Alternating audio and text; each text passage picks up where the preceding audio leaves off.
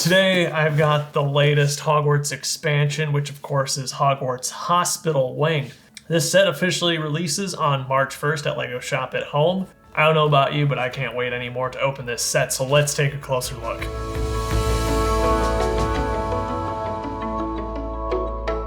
This set has a total of 510 pieces, retails for $49.99, and follows the same style that was started with the 20th anniversary Harry Potter sets. That basically means we're using this 8x8 format to stack the buildings on top of each other, and we're also sticking to more of a sand, green, and tan color scheme, whereas the 2018 through 2020 sets featured dark gray roofs instead.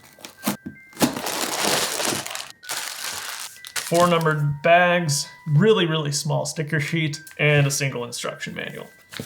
The build process for the set was really simple. I also found the build a little repetitive, even compared to some of the other Hogwarts expansions. The 3 base layers are virtually identical both on the exterior and in the interior. I'm not too bummed about it because it does look pretty nice. And they are pretty small, so it didn't take too long to build them either. The set, of course, can split into multiple sections and technically can be reconfigured if you want to. All of this is connected, there's no way around that. There is an additional 1x16 and a few tiles provided in the set that allow you to bridge that gap in the back, creating a flat surface on which to put more modules in the future. I mean, you could technically use these modules too and make something like this. Okay, that's actually not terrible. I'm looking at that. So it's nice to have some room for reconfigurability in this set as well. That's it. That's the look I'm going for.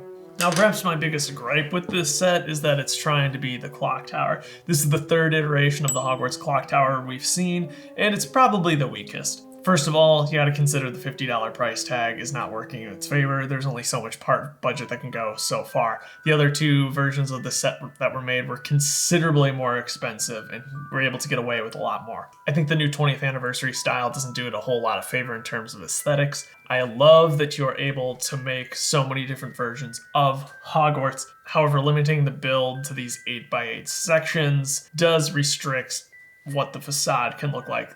In a $50 set, the clock tower ends up looking a bit more squat, and the clock itself looks a little oversized, and obviously it's way too low compared to what the actual clock tower looks like. Considering the limitations though, I'm still happy with a lot of the design work here. The use of these white lattice windows down here is really nice. This is the least expensive set that we've seen them appear in so far, and you get quite a few of them. I believe you get, if I can do math, that's 18 altogether. 17.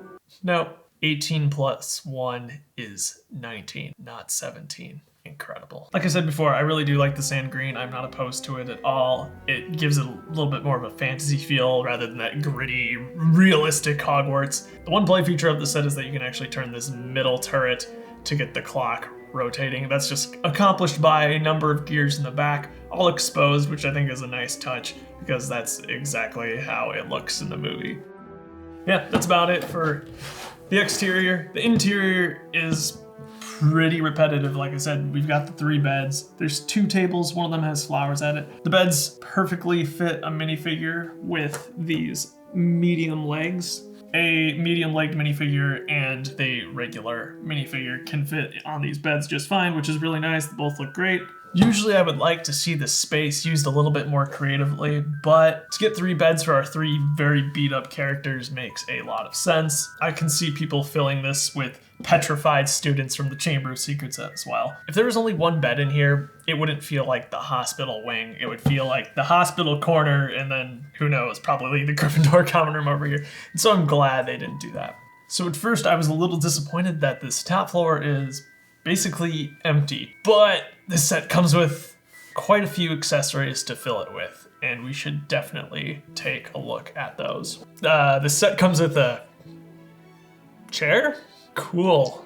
A little underwhelming, but useful, I guess. We get this sand blue spread winged owl, which is really cool. Bright orange printing over the eyes. I believe this owl also comes in that Harry Potter suitcase set that is also releasing on March 1st. Sand blue is an interesting choice. I don't know if I'm entirely convinced by it. It looks slightly unnatural, but it's not terrible. I think I would have preferred this as a dark bluish gray instead, but hey, it's a new piece. I really can't complain. Speaking of new pieces, the chest bottom is the familiar one that we've seen for literally decades at this point, but just this spring they've introduced a new topper. I'm sure this piece only exists because they intend to use it in the LEGO Minecraft line, which I am super excited about to get some of these in medium dark flesh coming up here in the summer with that new wave of sets. But I'm really glad to see that they've introduced it in 3 new colors in these Harry Potter sets already.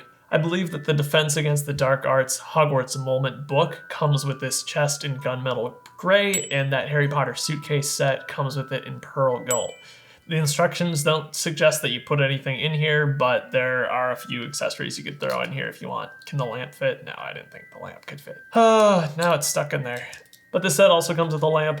It's just 3 pieces, pearl gold fez, 1x1 cylinder brick in trans yellow, and then the lamp piece on top in pearl gold. We get some curtains for the hospital wing itself. I would have liked 2 of these. This build accounts for 2 of the 3 stickers in the set. You just have to be a little careful when lining them up, as these are 2 individual stickers on different 2x3 tiles. It's held in place by one of these LEGO City street signs, which is kind of interesting. So it does bend back and forth, and it's on one of these fender pieces. It's a unique build with unique parts, and fits the color scheme very well. We've got a cart with a number of magical remedies on it. Lots of fun parts here, a lot of which you get as extras because the crystals and the 1x1s always come as extras. There's also a bar of chocolate because, of course, this is a Prisoner of Azkaban set where the Dementors are out all over the place. The best remedy of all, perhaps, is Bertie Bott's Every Flavor Beans, a brand new print for this spring. This also comes in that suitcase set as well. Printed on a 1x1 brick, and I hope they throw this in basically every Hogwarts expansion pack from now on. I'd love to get a whole ton of these. I'm surprised they didn't introduce this with Hogsmeade last year or with Diagon Alley, but better late than never. This has been talked about quite a bit. The Skelegro bottle. Wow, this is perfect. That bottom cylinder brick is printed, and the highlight of this, of course, is that head on top. That actually is an existing mold. It is the baby head. This is so cool. It looks so great when compared to the source material. So fun to have gotten in this set. You also get 2 wizard tiles in this. I'll be curious to see if we get more of these this summer. Hopefully we do, because I know there's a lot of people who are still trying to collect them all, myself included. This set gives us 4 brand new exclusive minifigures, starting with Harry. We've seen a version very similar to this Harry before, but what makes him unique is his battered, beat up look. He's got mud splotches all over him and scratches and tears in his clothing. Faceprint is one that we've seen before, and he does have an alternate expression. Ron's outfit is actually a bit more unique, as there isn't an existing figure that I could reference him to. He features the same battle-worn look with mud splotches and tears. Ron also has his leg in a cast, of course, in this part of the movie, and that is replicated here with one of his legs done in white. He's got a simple 3-long bar in reddish brown to represent a crutch. His face print is also one that we've seen before, and he has, I'm not sure what expression that is on his alternate face print. Much like Harry, Hermione's torso print is one that we have seen a very similar version of before. However, this one has 2 key differences. Of course, the mud splotches and everything, but the original version of this figure had a time turner around her neck. This one does not. That is because she is holding a brand new 1x1 printed tile with the time turner on it. It's gold printing on top of a clear 1x1 round tile. Fortunately, you get an extra one of these 2 in the set, which is really cool. This is a print I've expected to get for a long time, and it's really exciting that it's now here. She also has her wrist in a cast, which is a pretty rare piece to get, so that's awesome to get it in a Harry Potter set. I got this set for only one reason though, and that was to get this minifigure, Madame Pomfrey. This is the first time we've seen a LEGO rendition of this character, and wow, did they do a good job with it. We have a front and back printed dress piece, brand new torso print, a dual molded hair hat combo, and she's got 2 expressions as well. A generic, rather pleasant looking face, and then a mildly shocked, concerned expression on the back. She looks great when compared with the source material, and couldn't be happier with how they've done this fig. Beyond her wand, she has one additional accessory, which is a clipboard, which features that 3rd and final sticker in the set. Given the price of $49.99 here in the US, I found this to be a very satisfying set and totally lives up to that price tag. You get a quite substantial build. There's a lot of big pieces in here, but there's still lots of detailing that you'd expect. And beyond that, you get 4 brand new exclusive figures and some really, really cool accessories. There's lots of new and exciting pieces here that are just perfect for the Harry Potter line. While I'm not completely sold on the clock tower vibe this was going for, I think it is a complete success as a hospital wing.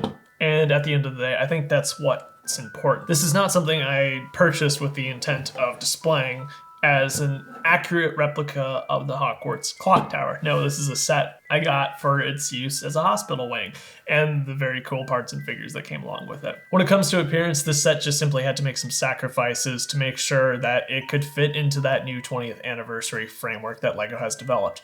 And I am totally okay with that. I think that the new 20th anniversary style of doing these sets is so awesome, and that's what originally drew me to the Harry Potter sets released back in 2001 and 2002.